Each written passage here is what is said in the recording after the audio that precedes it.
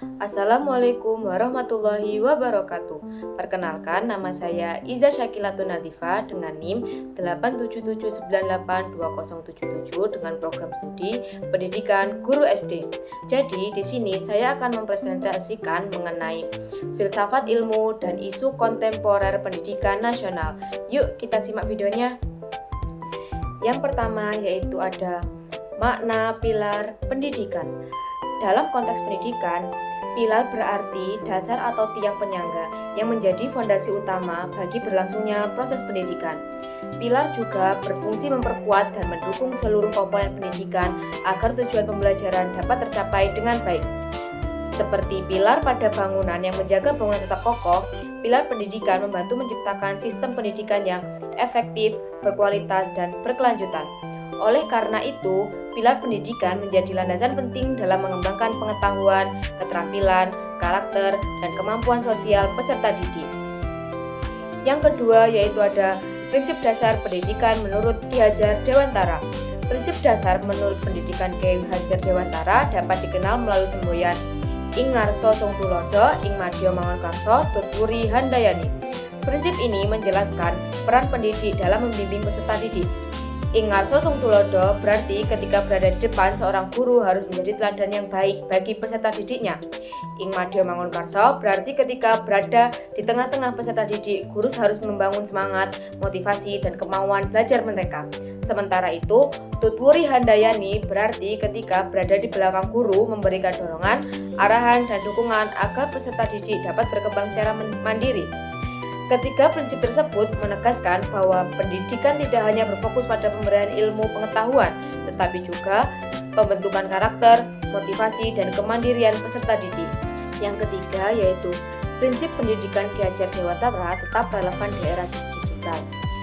Ing Ngarso Sung Tulodo berarti guru menjadi teladan dalam penggunaan teknologi dan media digital secara bijak dan bertanggung jawab.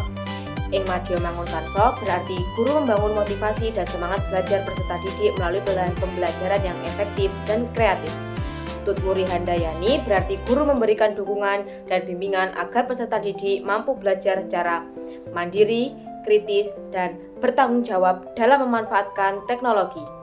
Penerapan prinsip ini juga mendukung pengembangan literasi digital dan pembentukan karakter, sehingga peserta didik tidak hanya terampil menggunakan teknologi, tetapi juga memiliki etika, disiplin, dan tanggung jawab dalam kehidupan digital. Yang keempat yaitu ada tentang tantangan penerapan. Pilar-pilar pendidikan, baik 4 pilar pendidikan maupun prinsip pendidikan Ki Hajar Dewantara, dapat menjadi solusi terhadap berbagai persoalan pendidikan nasional saat ini. Pilar-pilar tersebut tidak hanya menekankan penguasaan ilmu pengetahuan, tetapi juga pengembangan keterampilan, karakter, kemandirian, dan kemampuan bekerja sama. Di tengah tantangan era digital, rendahnya literasi, serta berbagai permasalahan karakter peserta didik, pilar-pilar pendidikan membantu menciptakan proses pembelajaran yang lebih bermakna berpusat pada peserta didik. Dengan menerapkan nilai-nilai pilar tersebut secara konsisten, pendidikan dapat menghasilkan generasi yang cerdas, berkarakter, kreatif, dan mampu menghadapi perubahan zaman dengan baik. Jadi, kesimpulannya, pilar-pilar pendidikan merupakan landasan penting dalam membangun sistem pendidikan yang berkualitas. Melalui penerapan prinsip-prinsip pendidikan Ki Hajar Dewantara dan 4 pilar pendidikan, peserta didik tidak hanya memperoleh ilmu pengetahuan, tetapi juga mengembangkan keterampilan, karakter, kemandirian, dan kemampuan sosial. Oleh karena itu, pilar-pilar tersebut tetap relevan dan dapat menjadi solusi dalam menghadapi berbagai tantangan pendidikan nasional di era digital, sehingga mampu menciptakan generasi yang cerdas, berkarakter, dan siap menghadapi masa depan.